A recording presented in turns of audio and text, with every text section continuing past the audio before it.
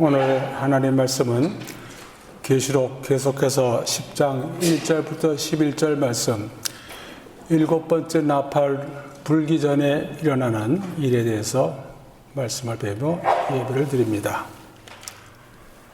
내가 또 보니 힘센 다른 천사가 구름을 입고 하늘에서 내려오는데 그 머리 위에 무지개가 있고 그 얼굴은 해 같고 그 발은 불기둥 같으며 그 손에는 펴놓인 작은 두루마리를 들고 그 오른발은 바다를 밟고 왼발은 땅을 밟고 사자가 부르짖는 것 같이 큰 소리로 외치니 그가 외칠 때 일곱 우레가 그 소리를 내어 말하더라. 일곱 우레가 말을 할 때 내가 기록하려고 하다가 곧 들으니 하늘에서 소리가 나서 말하기를 일곱 우레가 말한 것을 인봉하고 기록하지 말라 하더라. 내가 본 바 바다와 땅을 밟고 서 있는 천사가 하늘을 향하여 오는 손을 들고 세세토록 살아계시니 곧 하늘과 그 가운데 있는 물건이며 땅과 그 가운데 있는 물건이며 바다와 그 가운데 있는 물건을 창조하신 이를 가리켜 맹세하여 이르되 지체하지 아니하리니 일곱째 천사가 소리내는 날 그의 나팔을 불려고 할 때 하나님이 그의 종 선지자들에게 전하신 복음과 같이 하나님의 그 비밀이 이루어지리라 하더라. 하늘에서 나서 내게 들리던 음성이 또 내게 말하여 이르되 내가 가서 바다와 땅을 밟고 서 있는 천사의 손에 펴놓인 두루마리를 가지라 하기로 내가 천사에게 나아가 작은 두루마리를 달라 한즉 천사가 이르되 갖다 먹어버리라. 내 배에는 쓰나 내 입에는 꿀같이 달리라 하거늘 내가 천사의 손에서 작은 두루마리를 갖다가 먹어버리니 내 입에는 꿀같이 다나 먹은 후에 내 배에서는 쓰게 되더라. 그가 내게 말하기를 네가 많은 백성과 나라와 방언과 임금에게 다시 예언하여야 하리라 하더라. 아멘.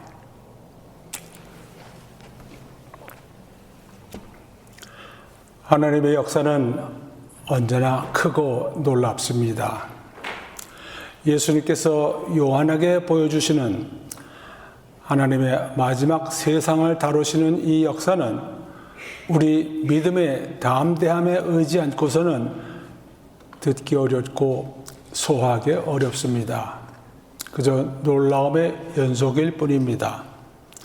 오늘도 인봉심판이 끝나고 이제 나팔심판에 관한 말씀을 계속해서 배우면서 주님께서 우리에게 주신 은혜를 감사드리는 계기가 될 것입니다.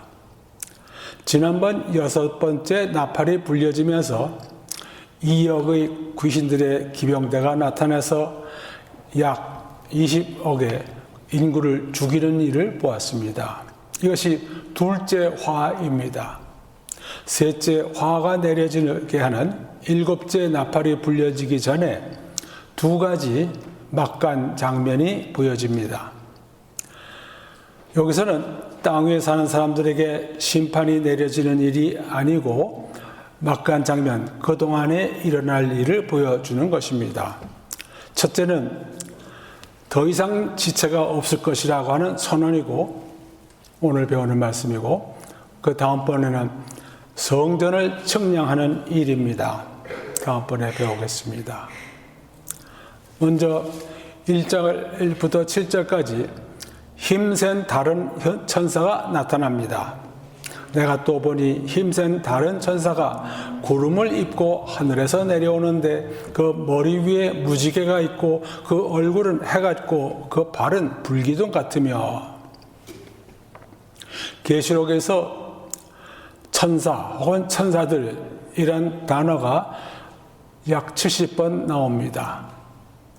천사 혹은 천사들, 하나님께서 믿는 이들을 위해서 섬기라고 보내신 이들이 천사들입니다. 오늘 9절에서도 독특한 일을 맡아서 행한 것이 나옵니다. 내가 또 보니 요한이 보고서 쓰는 말이 지금 여기 계속되고 있습니다. 힘센 다른 천사가 천사가 있고 힘센 천사들이 있고 여기서 다른 힘센 천사. 이 힘센 다른 천사가 누구이겠는가요? 성경에 이름이 나와 있는 천사들은 가브리엘이고 미가엘입니다. 그러나 둘 중에 하나라면 이름이 나올 텐데 여기 나와 있지 않으니까는 가브리엘이나 미가엘이라고 볼 수가 없겠고, 이 분이 그리스도이겠느냐? 구름을 타고 오시고 얼굴이 해같고 발이 불기둥 같다는 것은 계시록 1장 14절과 15절과 아주 비슷합니다. 머리에 무지개가 있고, 우리가 계시록 4장에 보니까 앉으신 이의 모양이 벽옥과 홍보석 같고 또 무지개가 있어. 그러나 이 천사는 그리스도가 아닙니다. 그리스도는 이와 같이 천사로 불리운 적이 없습니다. 그러면 이 천사는 누구인가? 우리가 이름을 알 수가 없습니다. 하나님께서 알려주시지 않았으니까는 우리가 알 수가 없는 것이고, 모른다고 해서 이 내용을 이해하는데 문제가 있지 않습니다. 힘센 다른 천사, 앞에 힘 있는 천사, 힘센 천사가 이미 나왔습니다.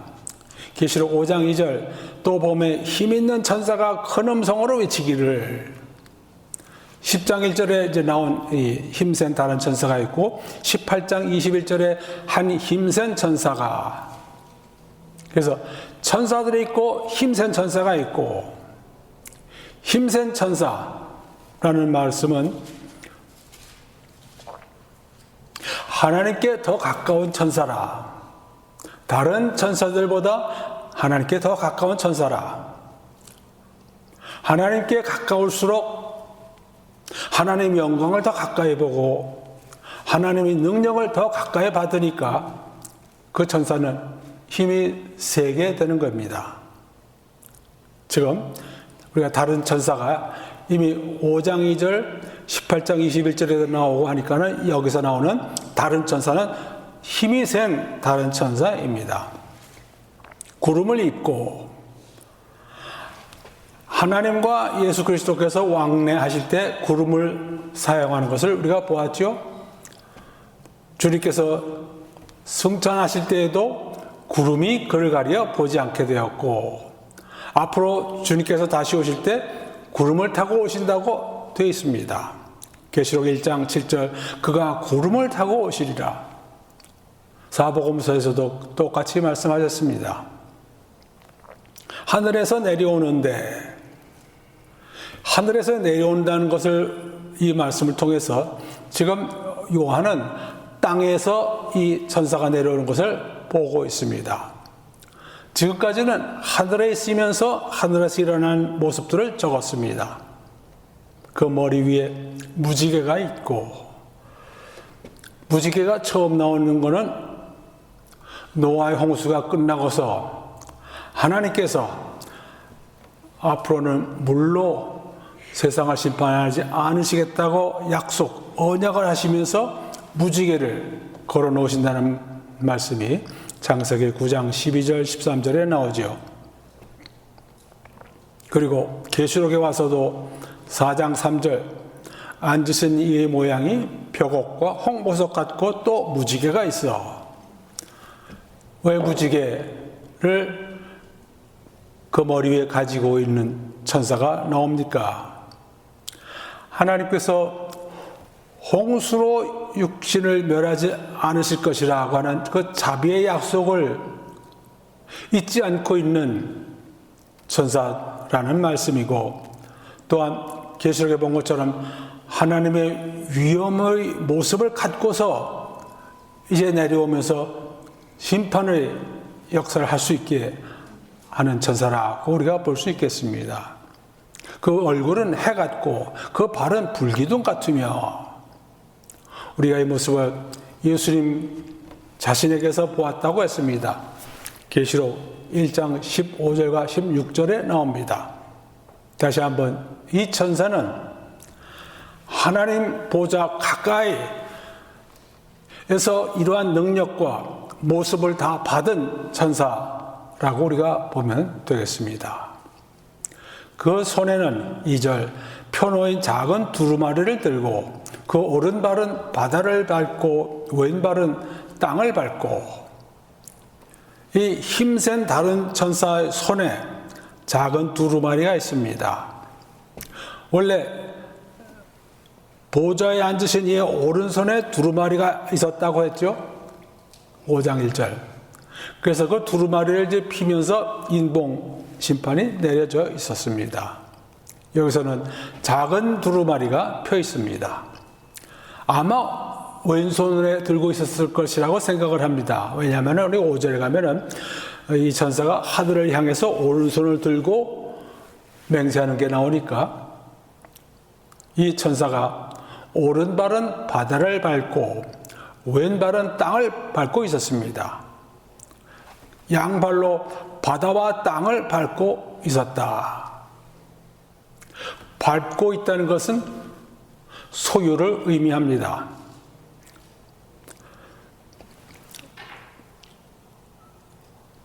출애굽할 때 모세를 통해서 말하기를 11장 24절 너희의 발바닥으로 밟는 곳은 다 너희의 소유가 되리라.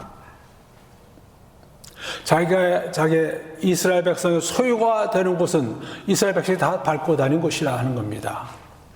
그래서 이 천사가 오른발은 바다를 밟고 왼발은 땅을 밟고 있다는 것은 이 천사가 온 땅과 온 바다를 다스리는 권세를 가지고 있다고 보면 되겠습니다.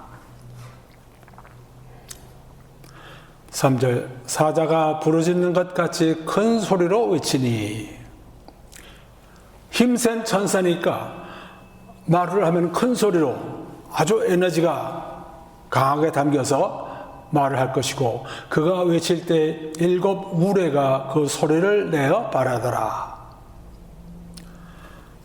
이 천사가 사자처럼 큰 소리로 외쳤더니 7 우레가 소리를 내면서 말을 했다고 했습니다.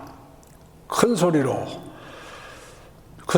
말하는 경우가 계시록에 여러 번 나옵니다. 여기서 생략하겠습니다. 예수님께서 우리가 계시록 2장 3장에서 배운 것처럼 7 교회에 편지를 보내시면서 말씀하시기를 귀 있는 자는 성령이 교회들에게 하시는 말씀을 들을지어다 했습니다. 교회들에게 보내실 때 이렇게 말씀하셨습니다. 우리가 알기로 지금 이 계시록 10장의 일이 일어나고 있을 때 이 세상에는 참 교회는 없습니다. 참 교회들, 성령이 내재하시는 사람들은 이미 다 휴거에서 올라가서 없다고 믿습니다. 그래서 예수님께서 2장 3장에 말씀하신 대로 성령이 교회들에게 하시는 말씀을 들을 수 있는 사람이 없습니다. 성령이 내재하시는 분은 이제 세상에 없기 때문에, 그래서 이러한 말씀을 듣게 하려면은 큰 소리로 해야 된다고 생각이 됩니다. 하나님께서 말씀하시는 것, 천사들이 말씀하는 것들을 귀가 없는 사람들도 들을 수 있도록 큰 소리로 외치면서 말한다고 생각을 합니다.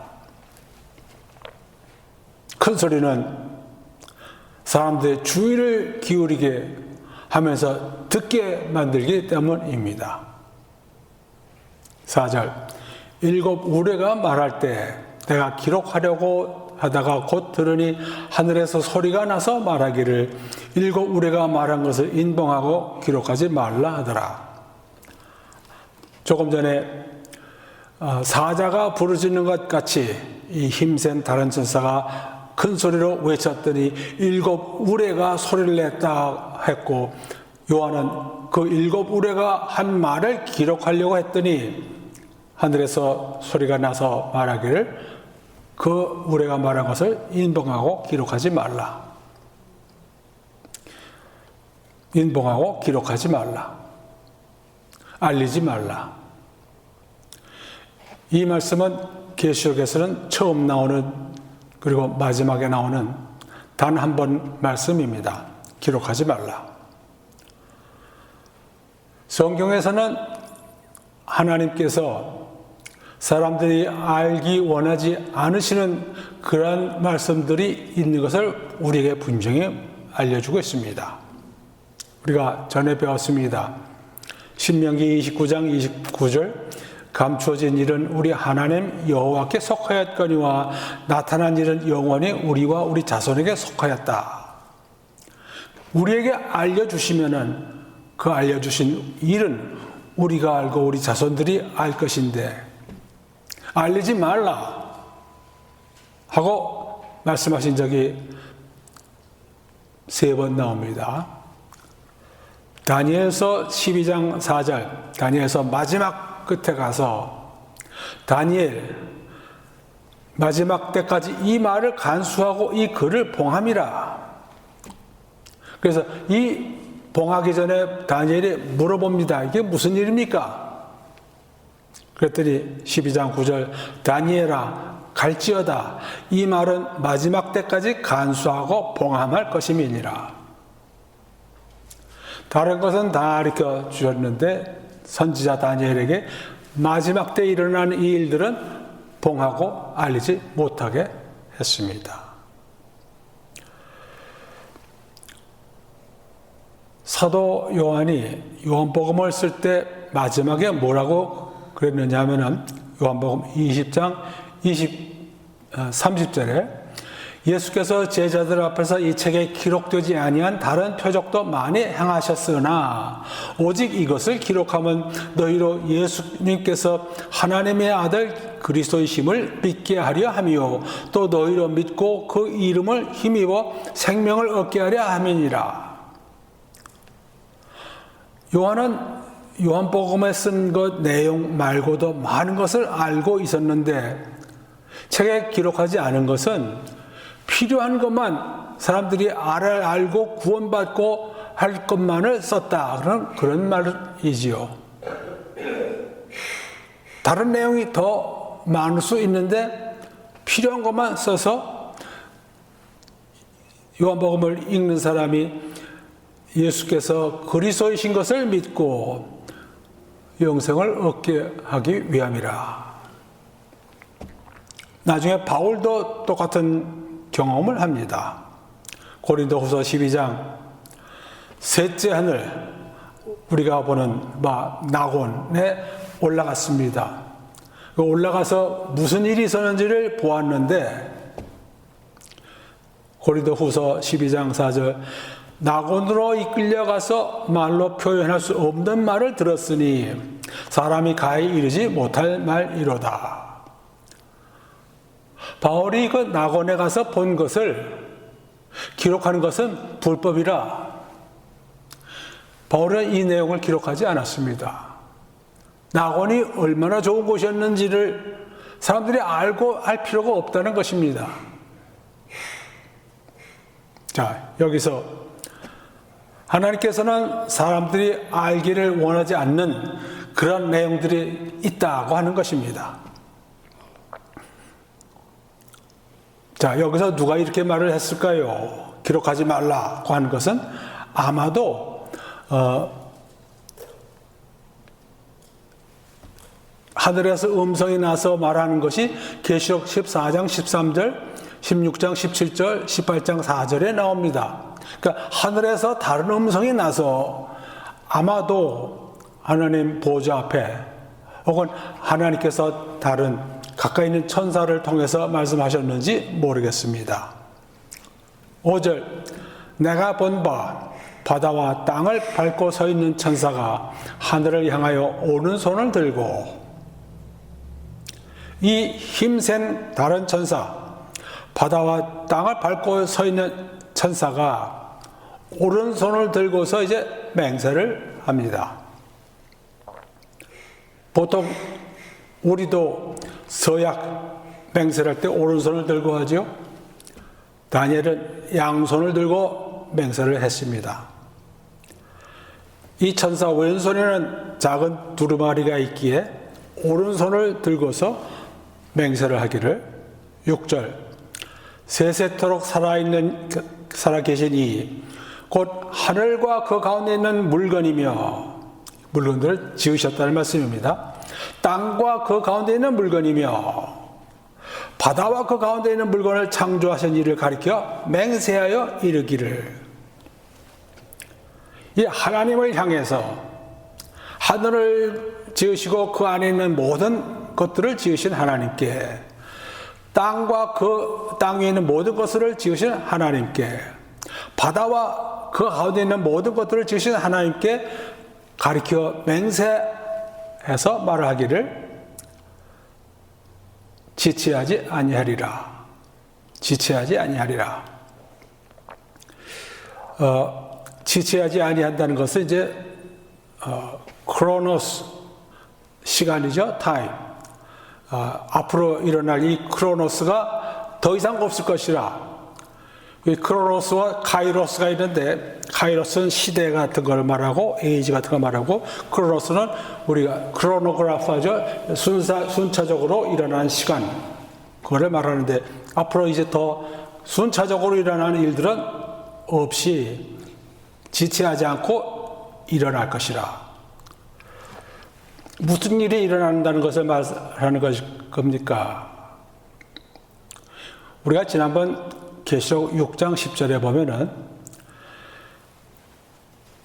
하나님 보좌 앞에 죽임을 당한 사람들의 영혼이 큰 소리로 불러 이르되 거룩하고 참되신 대주제여 땅에 거하는 자들을 심판하여 우리 피를 갚아주지 아니하시기를 어느 때까지 하시려 하나이까.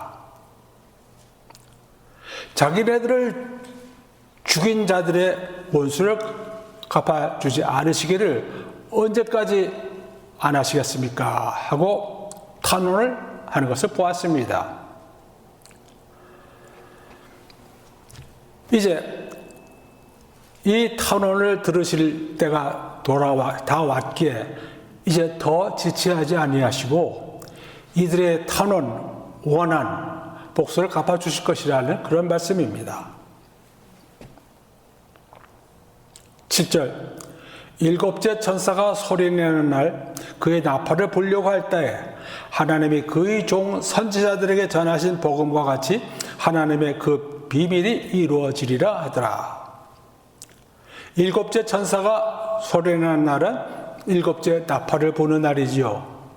그 날 하나님이 그의 종 선지자들에게 전하신 복음, 하나님의 종들 중에서 특별히 선지자들에게 복음을 말씀하셨습니다. 하나님께서 선지자들에게 복음을 먼저 주셨습니다. 여기에 하나님의 그 비밀이라는 단어가 나옵니다. 하나님께서 가지고 계신 비밀. 우리 성경에 비밀이란 말이 여러 번 나옵니다. 특별히 신약 성경에 나오는 비밀이란 단어를 모아보니까 20가지가 나옵니다. 그걸 종류로 보니까 한 8가지 종류가 비밀이 있습니다. 하나님의 비밀, 예수 그리스도의 비밀, 천국의 비밀, 복음의 비밀, 교회의 비밀, 믿는 이들에 관한 비밀, 앞으로 일어날 일들에 대한 비밀, 악한 영들의 세계에서 일어나는 비밀, 8가지가 됩니다. 그 중에서 여기서 말하는 하나님의 그 비밀이란 말씀은 마지막 때 세상을 심판하시고 새로운 세상을 만드시려는 하나님의 계획이라고 보면은 문제가 없을 것 같습니다. 하나님의 비밀, 인류 역사가 시작한 이래로 이제 마지막 때가 돼서 마지막 부분이 일어날 때 이제 비로소 알려지는 하나님의 큰 목적이라고 보면 되겠습니다. 이것은 하나님의 왕국, 천지를 지으신 예수 그리스도께서 왕이 되어서 다스리시는 왕국이 세워지는 것을 말한다고 볼 수 있습니다. 이것을 하나님께서 그 선지자들에게 다 그냥 전하는 게 아니라 선포했다는 말씀입니다. 우리 한글 성경에 선포한다는 것을 대부분 전했다고 나오는데, 전하는 것보다 더 강력하게 힘을 가지고 말하는 게 선포이지요. 하나님이 그의 종 선지자들에게 선포하신 복음, 창세기 26장 24절에 나옵니다. 뭐라고 그러십니까? 그 밤에 여호와께서 그에게 나타나 이르시되 나는 내 아버지 아브라함의 하나님이니, 이삭에게 나오시는 말씀이죠. 하나님이니 두려워하지 말라. 내 종 아브라함을 위하여 내가 너와 함께 있어서 네게 복을 주어 네 자손이 번성하게 하리라. 복음입니다. 갈라디아 3장 8절에 이것을 확인합니다. 하나님이 이방을 믿음으로 말미암아 의로 정하실 것을 성령이 미리 알고 먼저 아브라함에게 복음을 전하되 모든 이방인이 너로 말미암아 복을 받으리라. 아브라함에게 전한 복음이 이제 이방인에게 전해졌고, 이제 그 복음이 끝나서 이 세상을 심판하는 때가 왔다는 말씀입니다. 그러면서 이제 8절과 11절에 요한을 다시 위임하는 내용의 말씀이 나옵니다. 8절, 하늘에서 나서 내게 들리는 음성이 또 내게 말하여 이르되 내가 가서 바다와 땅을 밟고 서 있는 천사의 손에 펴놓인 두루마리를 가지라. 하늘에서 나서 내게 들리는 음성, 조금 아까 10장 4절에 나온 음성, 기록하지 말라고 한 그 음성, 내가 가서 바다와 땅을 밟고 서 있는 천사의 손에 펴놓인 두루마리, 왼손에 놓여있던 펴놓인 두루마리가 열려져 있습니다.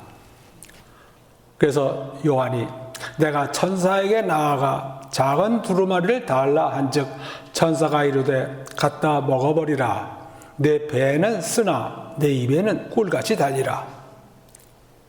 요한이 천사에게 나가서 말 들은 대로 작은 두루마리를 달라 그랬더니 천사가 뭐를 말하느냐면은 이 두루마리를 갖다가 먹어버리라. 이 책을 먹어버리라. 배에는 쓰나 입에는 꿀같이 달리라. 보통 입으로 먹으면 배로 들어가죠.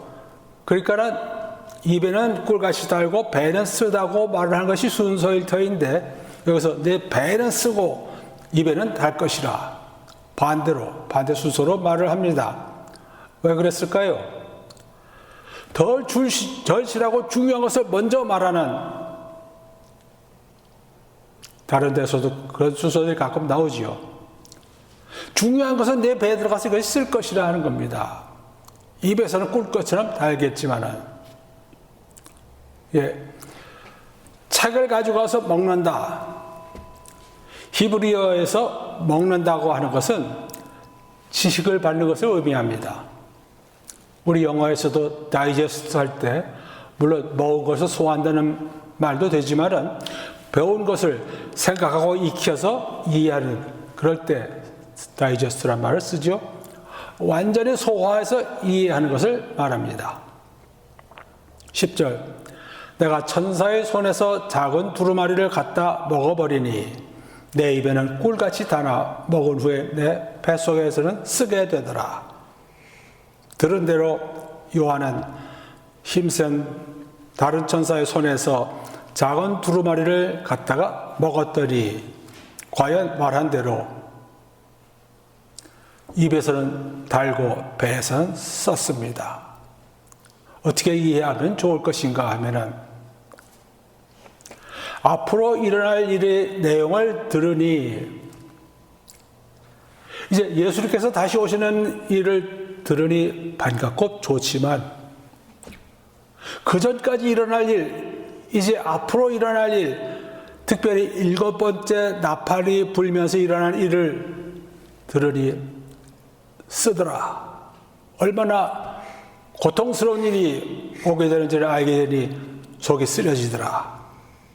11절. 우리 한글 성경에 그가 했는데 복수여야 합니다. 그들이 내게 말하기를 내가 많은 백성과 바다와 나라와 방언과 임금 이것도 모두 다 복수여야 합니다. 백성들과 나라들과 방언들과 임금들에게 다시 예언하여야 하리라. 누가 그들입니까? 누가 요한에게 다시 예언하여야 하리라고 말했습니까?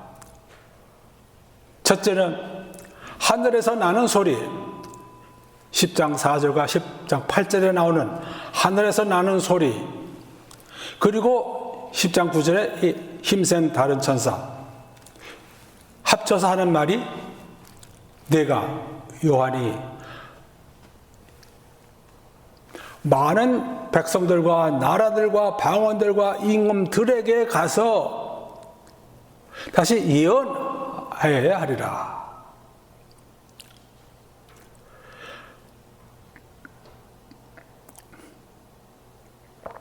계시록 5장 9절에 우리가 배웠습니다.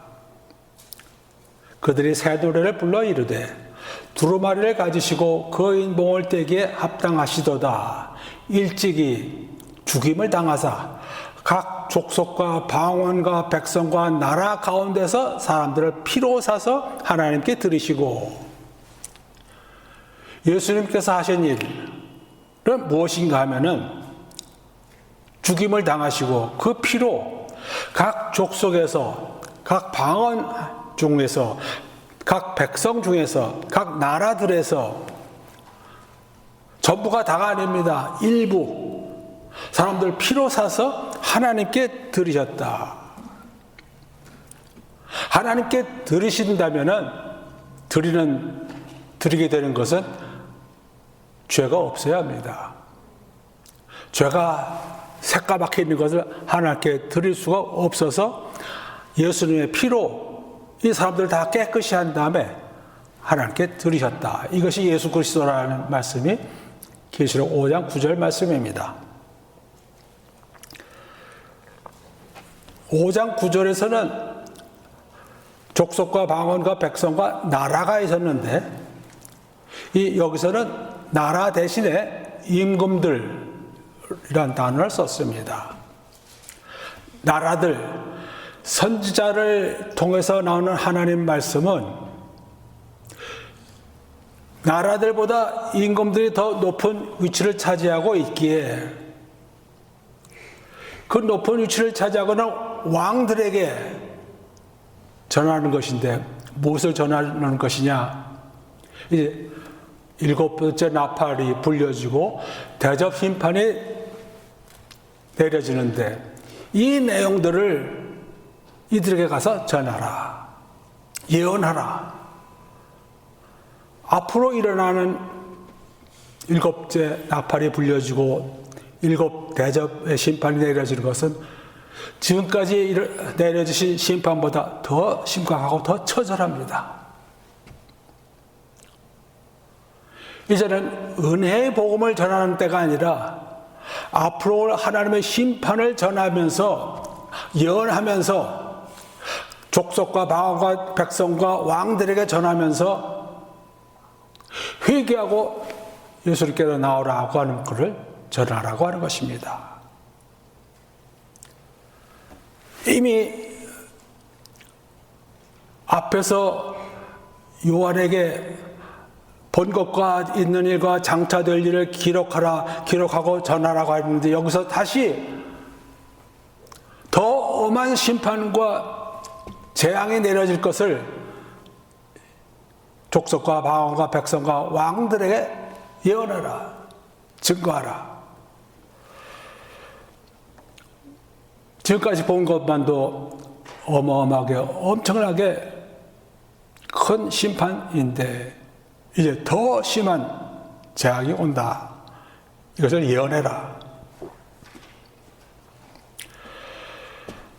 결론으로 말하면은 언제까지 우리 피를 값을 갚아주시지 않겠습니까? 했을 때 더 이제 지체 없이 갚아줄 것이라. 원수 갚는 일은 하나님께 속한 일이라고 로마서 12장 19절에 말씀하셨습니다. 이제 지체 없이 일어날 이 일을 행하실 것이고, 그때를 그 앞에 이 막간 장면을 여기서 힘센 다른 천사를 보여주시고, 이러한 일이 일어날 것이니 이들에게 가서 예언하면서 증거하라고 가르쳐 준 겁니다. 하나님께서 약속하신 일은 반드시 일어납니다. 지체가 있더라도 반드시 일어납니다. 시간은 우리가 다스릴 수 없어도 일어나는 때는 반드시 올 것이고, 하나님께서 약속하신 일을 반드시 이루신다 하는 것을 우리가 알아야 합니다. 하나님의 공의로운 심판을 내리시는 것이 죄 지은 사람들, 복음을 받아들이지 않고 예수님께서 흘리신 피를 경멸하는 사람들, 십자가를 경멸하는 사람들에게 이러한 심판이 내려지는 것이 하나님의 선하신 뜻입니다. 하나님의 선하신 뜻에 어긋나는 일을 하면서 복받을 수 없습니다. 오직 벌, 재앙만이 남아있다는 것을 우리 모두가 알아야 합니다. 다 같이 기도하시겠습니다. 하나님 아버지, 앞으로 보내시는 심하고 엄중한 심판을 보내시기 전에 이제는 지체함이 없으리라고 하신 말씀과 같이 요한이 이제 보고 듣는 것을 증거하면서 예언하라고 위임하신 것을 보면서 진정 하나님의 크신 능력으로 의로운 심판이 올 것임을 배워옵나이다.